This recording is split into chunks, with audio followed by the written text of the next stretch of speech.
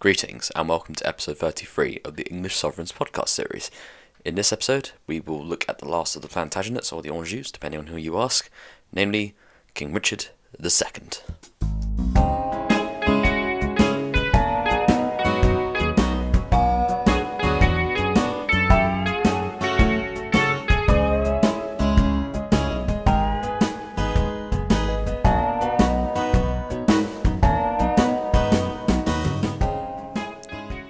It's probably fair to say that King Richard II was the definition of a pampered, entitled royal, essentially.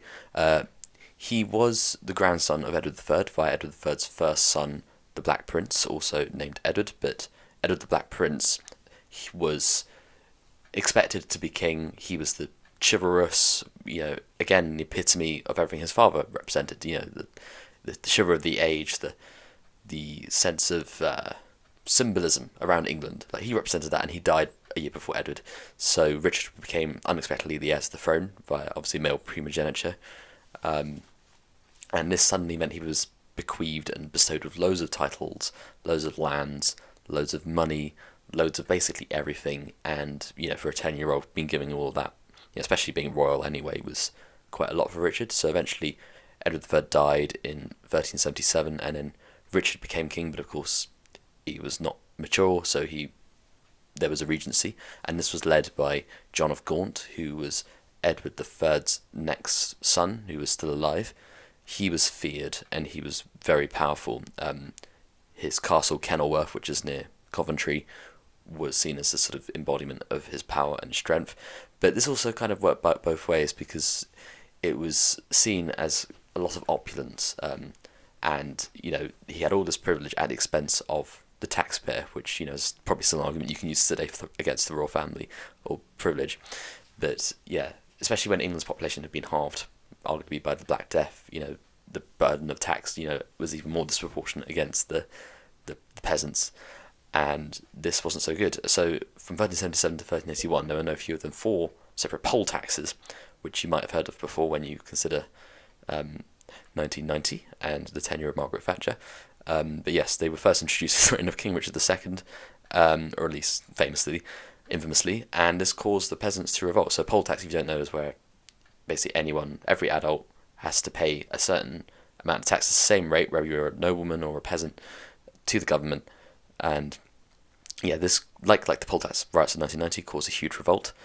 The aim was not against Richard, because Richard was not really associated with the policies. It was actually against John of Gaunt. They even swore loyalty to Richard under the St. George's Cross, so it wasn't specifically against him. And then Richard actually showed a degree of bravery, or indeed cunning, in actually going out to meet them. He placated them, promising them a Charter of Liberties, which the rebels eventually ended up believing, despite Wat Tyler having been murdered by the Lord Mayor of London at the time.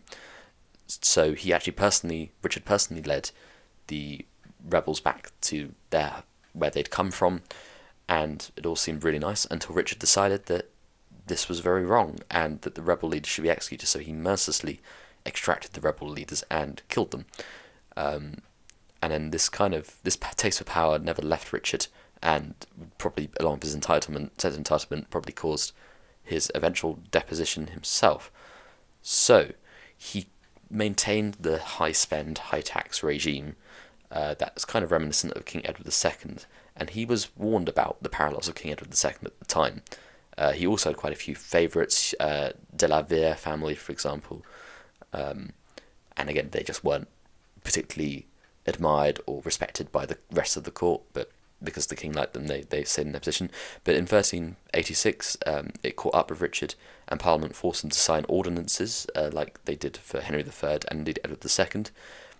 Richard went on a gyration, which is kind of like a tour of England, but he didn't do this just to meet and greet like the royals do nowadays. He decided to do it to raise an army and assert his own prerogative, which didn't go well for him. At the Battle of Radcote Bridge in Oxford on the 19th of December 1387, Richard lost, and his prerogatives were dismantled and dispersed among his noblemen. He was Kino, king in name only. He was forced to basically lay low until 1397, but he continued to bear this huge chip on his shoulder for all these rebels.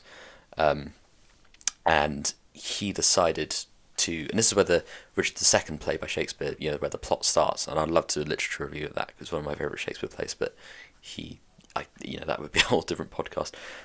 Begins obviously with Mowbray and Bolingbroke having a dispute, and Richard deciding to exile them both. So Henry Bolingbroke, I think, gets exiled for 10 years or something like that, and yes, so he doesn't actually get to see John of Gaunt, his father, die in 1399, which happens, and he, obviously in the Shakespeare play he gives this blessed plot speech, which is again one of my favourite monologues in Shakespeare, and this triggers the return of Henry Bolingbroke, despite Richard taking precautions, saying keep making sure the Duke of Burgundy kept Henry Bolingbroke in place, and not letting him leave, but he left, and because Richard had seized John of Gaunt's land upon John of Gaunt's death, so Henry's inheritance had basically gone, being the son of John of Gaunt. So when Henry got back, he was also really cross, and he, I think, managed to lie to Richard, deceive Richard, saying, "Oh, I only want my land back, and then I'll leave you alone. You can be king still." But when Richard came out to meet him, they captured Richard, and Henry decided to take the throne for himself and depose Richard. So to justify it, Parliament actually ended up being the kingmaker. This happened, ironically, in Westminster Hall, which, as you might remember, William II had built, and Richard had actually upgraded it in his own image, and it was in this building that they legally deposed Richard and made Henry the king, which I'm not sure you can read too much into, it set the precedent for the Glorious Revolution, but again, I think it showcases how Parliament's power was clearly growing, and that they could actually make and unmake kings, even at this early age in the medieval period. So, though Richard had been legally deposed, he wasn't theologically deposed, or he wasn't dead, and this obviously is what Henry needed to do. So he literally just decided to starve Richard to death in Pontefract Castle, which I think is in Yorkshire, and yeah, he died, and he broke the taboo on kings killing former kings. So there we go. Richard cannot really be considered a good king. I mean, he was fairly effective, especially for his age. He was, 14 years old when the Peasants' Revolt happened.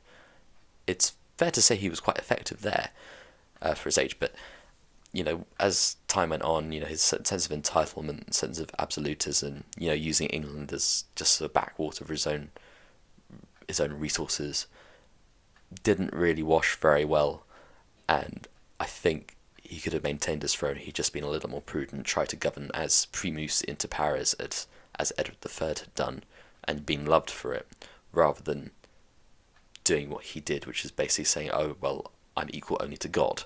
That doesn't really work so well. Even in the scenario where you associate monarchs with absolute power, didn't wash. So that is the reign of Richard, and indeed the end of. Though it's still the same dynasty of Henry IV, who is the subject of episode 34, it's a different house. So this is the end of this section of the podcast series, I suppose. Thank you very much for listening, and we begin again in 1399 with Henry IV. Thank you.